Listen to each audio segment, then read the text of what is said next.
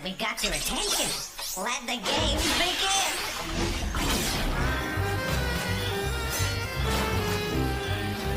Game cartridges assembling. Greetings. Game's loading. Mind your fingers.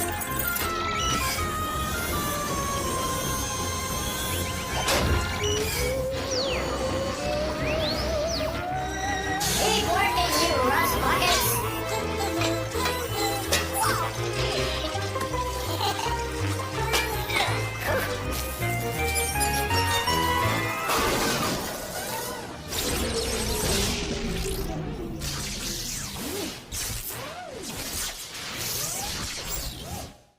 Uh-oh. I thought I fixed this. You know, I could have been a doctor, I could have been a mechanic.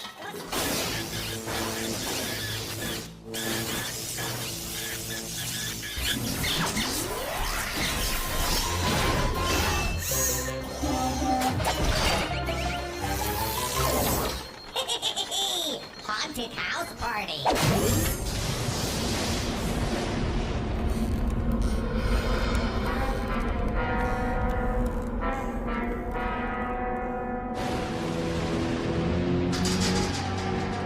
Good evening and welcome to the Haunted House Party. Tonight our mystery guest is not only dead, but he is also entirely deceased. Now it is you that must evaluate who our mystery guest is. Aha! It seems that our guest in question has just arrived. Please try to finish your job before you depart. Hail and fond hellos, my dear friends, Romans, and countrymen. May I take your toga, sir? You do and will be rated. I beg your pardon, sir? And you don't have to call me sir.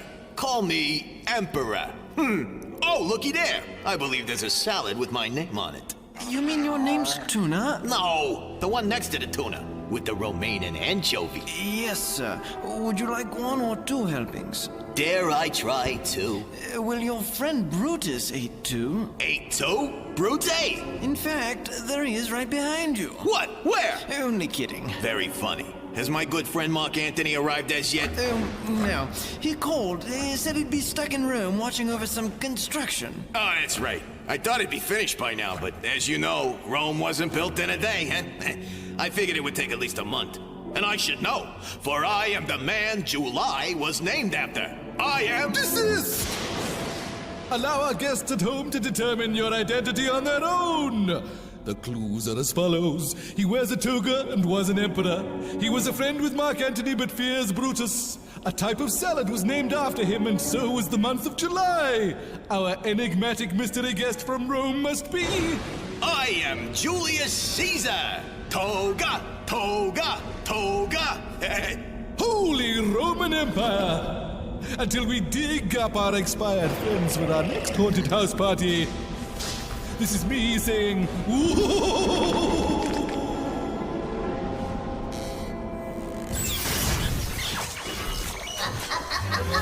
No, wait, left. Okay, right there, hold it.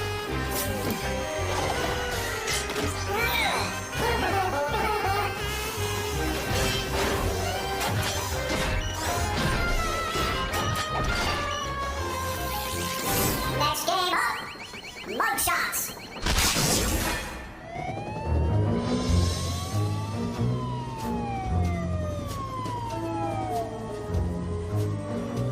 My name's Verity. I bust bad guys. You wanna help? Come on in. We got 4 suspects pinned down. 3 of them are guilty. Listen to their stories and spot the mistakes. The ones that lie did the crime. Today, we're interviewing 4 old ladies from the local senior citizens' home. Seems 3 of them were fixing the Tuesday night bingo games. Remember, only one of these gals is telling the truth. The other 3 are lying. Let's start with Mrs. Gertrude Simsbury. Isn't she the cutest thing? Don't you take that tone with me, Detective Weisenheimer, or I'll knock you into the cutest little coma. I'm innocent. Last Tuesday, I was visiting my daughter in Miami, Florida. Did you know that Florida was one of the original 13 colonies? Maybe cute's the wrong word for old Gertie.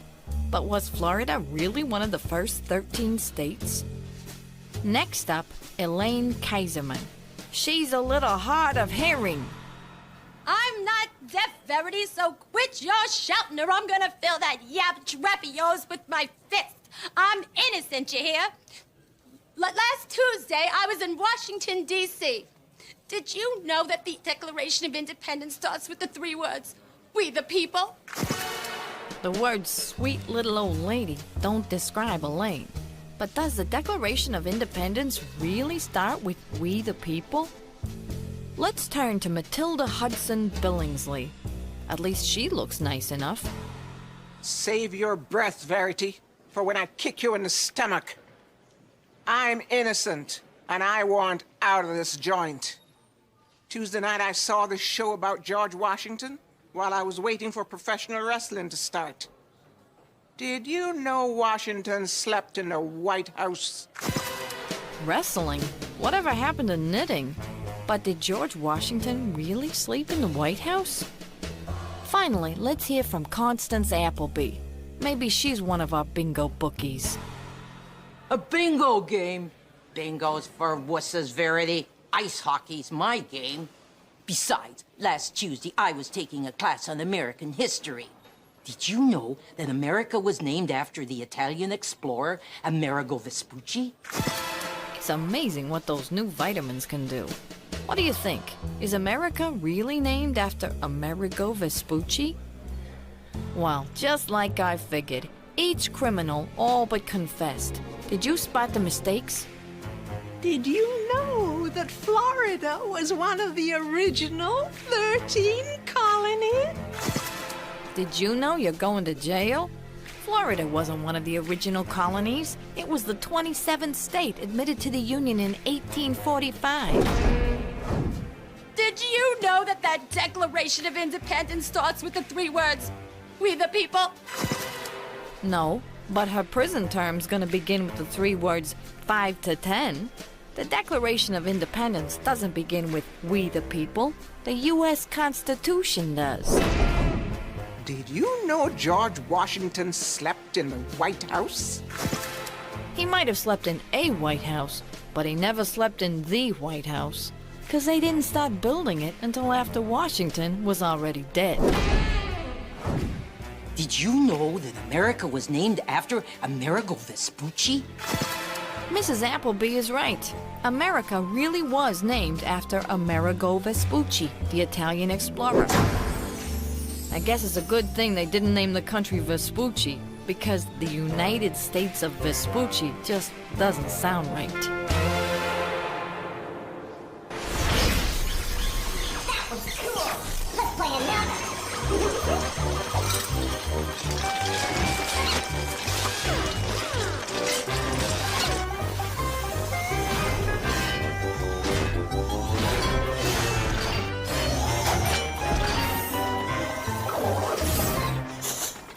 Revolting slob.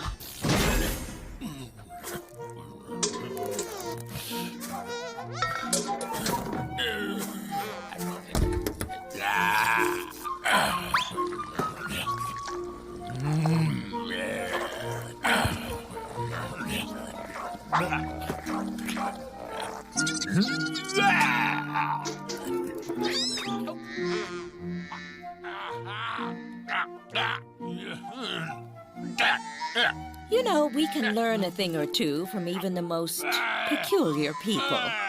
Even the revolting slob, who seems to be about ready to... Eat lunch! Lunch? But you're dressed for football. So? Well, it must be hard to eat with all that equipment on. The revolting slob doesn't seem to realize how out of place his helmet and shoulder pads are for eating lunch. Does this make his equipment A, inaudible, B, inappropriate, or C, indescribable? The answer is B, inappropriate, which means not fitting or out of place. Hey. Touchdown! You seem to like football. Yeah. Why don't you go play that instead? Not very good. Oh, come on. I'm sure you're terrific. No, bad. But everyone says you're a wonderful player. They're wrong. The revolting slob doesn't have any confidence in his football skills. Does that mean he lacks A, self-assurance, B, self-pity, or C, self-defense? No. The correct answer is A, self-assurance, which means a belief in one's abilities. Touchdown! My word, what a catch! The revolting slob is celebrating his amazing play.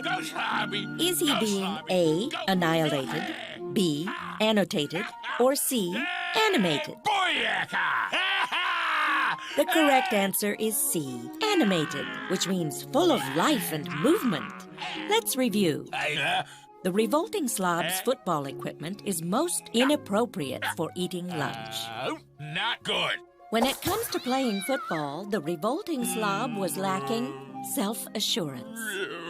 But after his remarkable catch, he became quite animated. And you might also be interested to know that annihilated means completely destroyed, which is what would happen if there were, say, an explosion. No slobs were harmed in the filming of this show.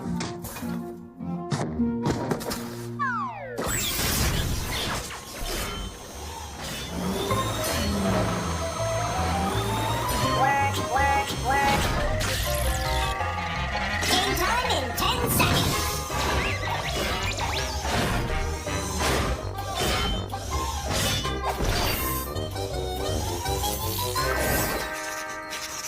Skip pad. Hey, cats. It's your friend Sketch here to lay something heavy on you. Just 'cause you got eyes doesn't mean you always see. You got to get the whole picture before you really know what's going down. Don't believe me? Well, I'm going to show you some pages from my sketch pad, but not every page. See if you can tell what's happening before I show you the missing pages. You dig? Now picture this. Two strong dudes are clearing a big field for plowing. Those cats work all day long. By the time they're done, they're mighty thirsty, baby. The only problem is they can't reach down far enough into the well to get some water. There's no bucket and no rope.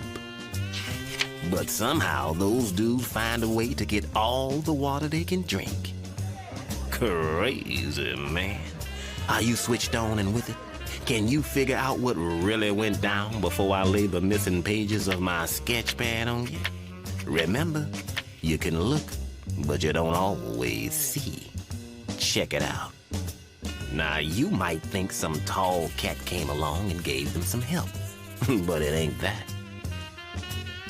Or you may be thinking a quick rainstorm went passing through, but it ain't that. Or maybe you think they found a super long pipe and used it like a straw, but it ain't that either.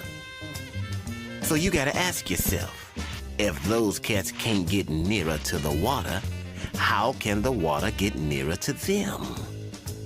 By raising the water level, man. They dropped stones in the well, and the water level came up to meet them. Just like when you take a bath in a rubber-dub tub. Are you seeing it now? Groovy. Like I've been telling you, when you really use your eyes, you're gonna draw the right conclusions.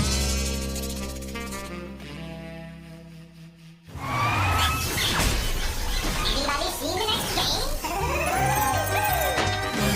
Hey there! Crazy, isn't it?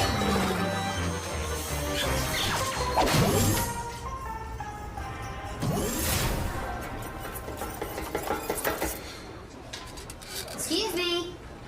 I don't have all day. Hello?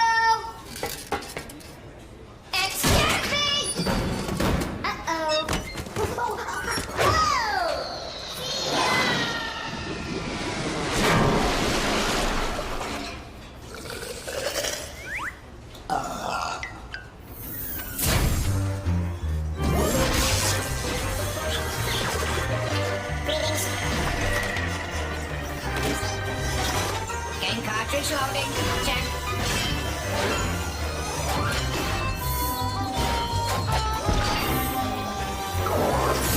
Radio Scramble. Radio KBOX. Hasta pasta, my fellow freakoramas. This is your Radio Scramble head hoo-ha, Jumpin' Johnny Jumble. Or as we say here, Jumpin' Johnny Jellybum. That's because here at Scramblin' Radio, we mess with words and it's up to you to unmess them. In other words, my name is really Jumpin' Johnny Jumble. And that's how it works. Sassy sounds and splittered words that you have to unscramble with the letters we'll be flinging out at you. Let's get this carousel spinning with Zoldar and his million-seller Try-Show. I've been around a long, long time, and I've seen some crazy things. I'm a personal friend of the presidents and the ancient queens and kings. I saw Columbus sailing in. I was there when men got wings. 'Cause I'm Try-Show, ancient Try-Show, true American Try-Show, everyone's Try-Show. Zowie, that was Zoldar with their Boffo Biggie History. Did you get that one, baby? Oh, yeah. Hey, boys and girls, if getting beat up regularly by the local thug is starting to get you down, then it's time you try some good old American Trika. If you're scrawny and couldn't feel weaker, you should take a class in Trika. So when that bully takes your snack, you can use Trika to get him back. Yeah. Doesn't matter how big the creep or how scrawny you are, Trika can even things up quick. Remember, whether you kick or chop, you'll look like a hero in no time with karate. Can you dig it? And now it's time for April showers weather. Thanks, Johnny. Well, it's interesting weather today. It's just the cutest little mother strun has moved into our weather pattern. Yep, it's quite an experience listening to a mother strun. Some people say when you hear a mother strun, somebody in heaven just pulled a strike. Personally, I always throw gutter balls. But make sure you stay away from trees and power lines and don't wear a metal hat, because we're about to have a thunderstorm. This is April Showers saying, this is April Showers. Thanks, April. I mean, thanks, April. So before the lightning strikes, I gotta check the backup power. Oh, baby. This is Sayonara from Jumpin' Johnny Bombshell. That's Jumble. Dig it.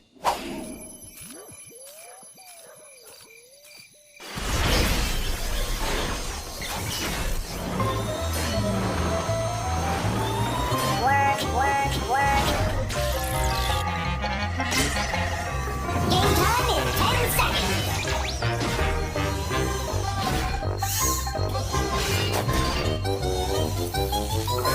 Poop or scoop?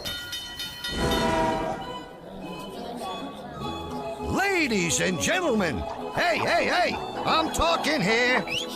That's better. All right, it's time once again to play Poop or Scoop. Can you tell the straight scoop true from the animal poop false? Test your knowledge of the animal kingdom by separating fact from fiction. Let's start with the shocker. Poop or Scoop. An electric eel generates enough electricity to power a 20-story office building.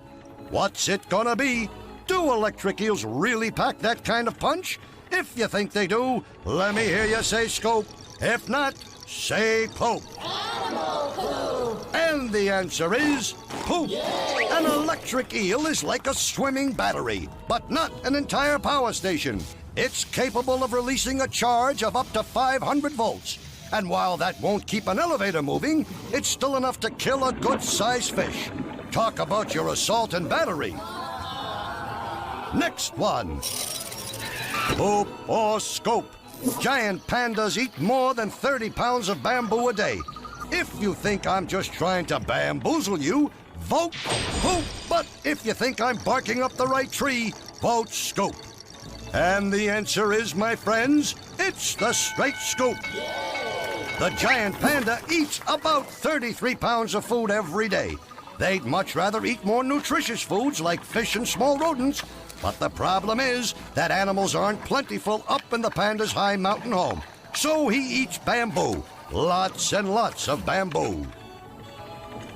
Here's another one for you. Get a load of the narwhal. Poop or scoop.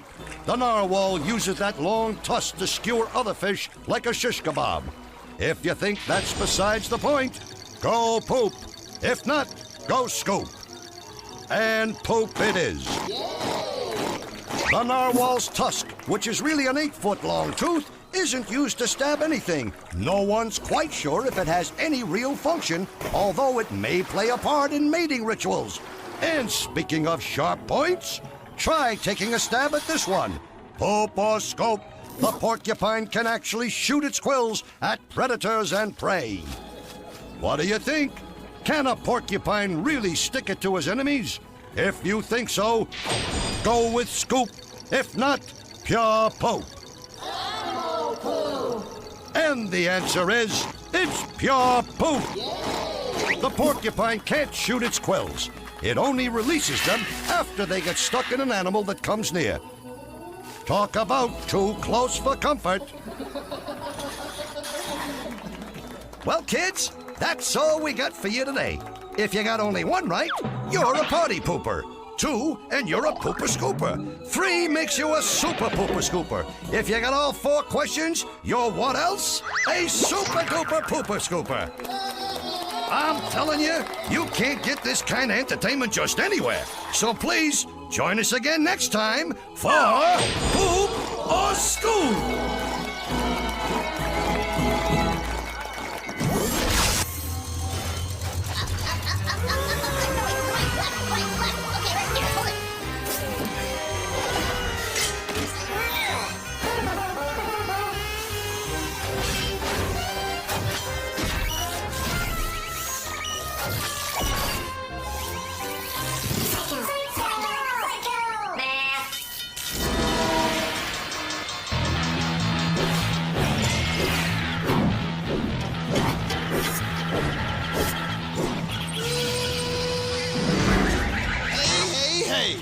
Professor Rocket, and who, may I ask, are you? Never mind, we don't have time for idle chit-chat, because it's time to play Psycho Math! Whoa, what's up with that? Okay, here's how Psycho Math works. I'll show you an equation, but instead of numbers, I will show you some pictures. Now listen up. You figure out what numbers the pictures stand for and solve the problem. It's as easy as pie, and even more delicious.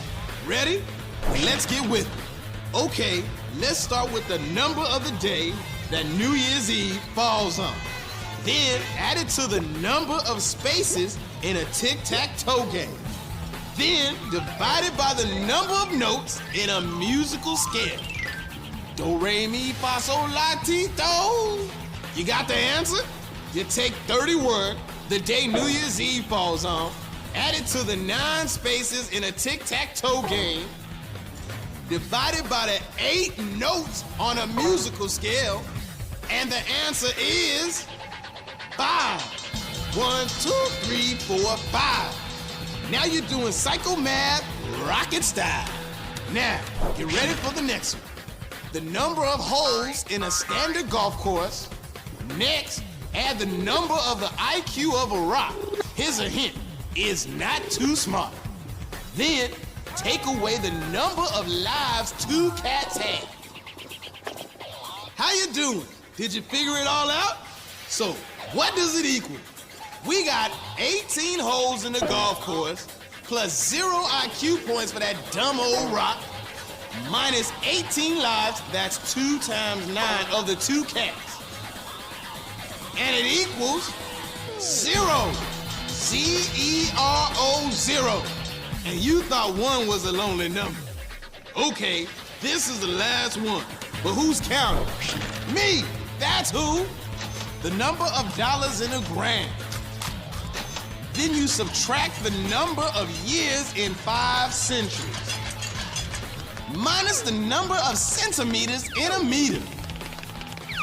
You got the answer? I know you do. Let's do the psycho math.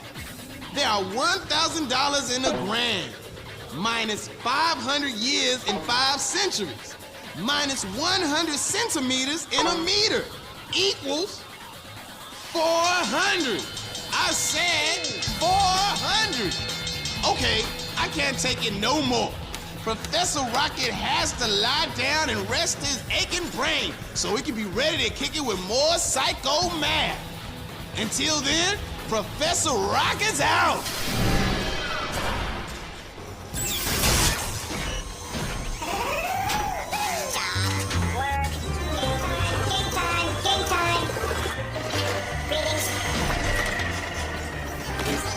Game cartridge loading. Check.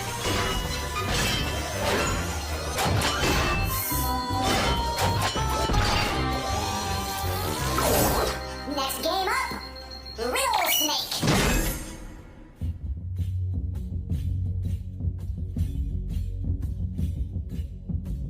In the dark and mysterious recesses of parts unknown, there resides the strange and riddle-wise creature known only as the Riddle Snake. His music is enchanting, and his riddles are perplexing. So look close and think even closer, closer, closer.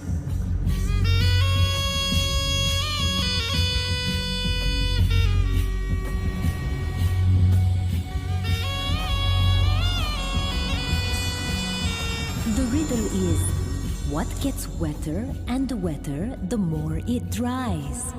What gets wetter and wetter the more it dries?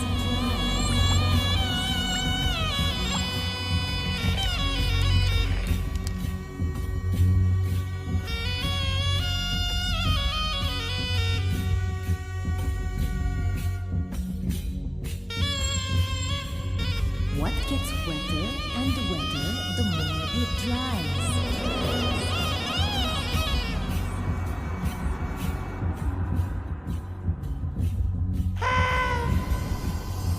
And the answer is a towel. Of course the Riddle Snake always uses clean towels in the bathroom, and then he weighs himself on his scales. Perhaps I should leave the riddles to the Riddle Snake. So long.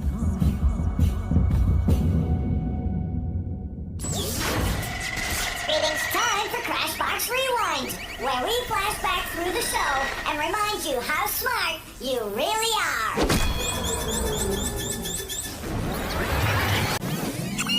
You got the answer? You take 31, the day New Year's Eve falls on, add it to the 9 spaces in a tic-tac-toe game, divided by the 8 notes on a musical scale, and the answer is 5. 5. When it comes to playing football, the revolting slob was lacking self-assurance. But after his remarkable catch, he became quite animated.